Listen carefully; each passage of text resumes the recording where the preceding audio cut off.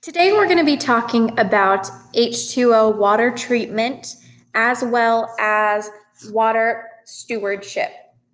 As always, you can pause this video whenever you need to.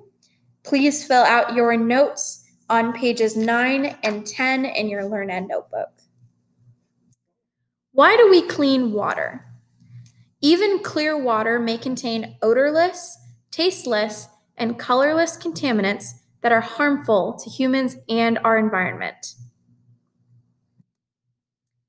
Water quality tests the chemical, physical, and biological characteristics to determine the health of the ecosystem and the general public.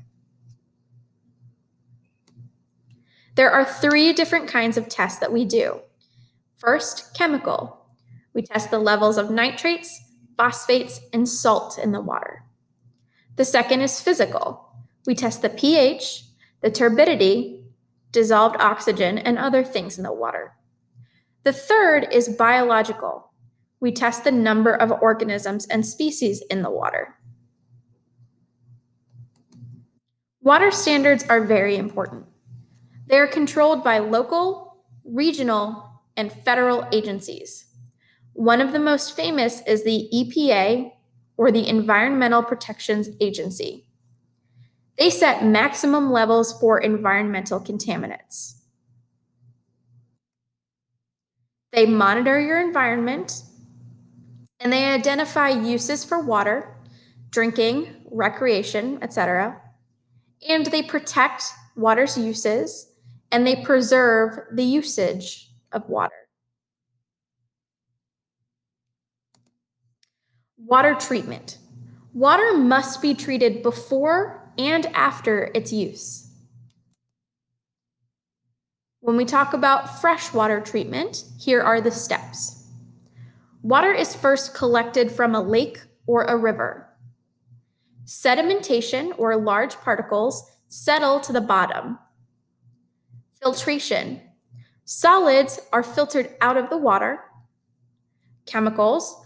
Chlorine is added to the water to disinfect it.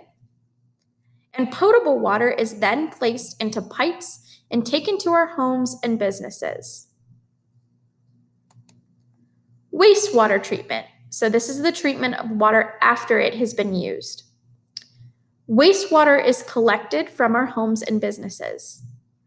Wastewater is filtered to remove solid particles.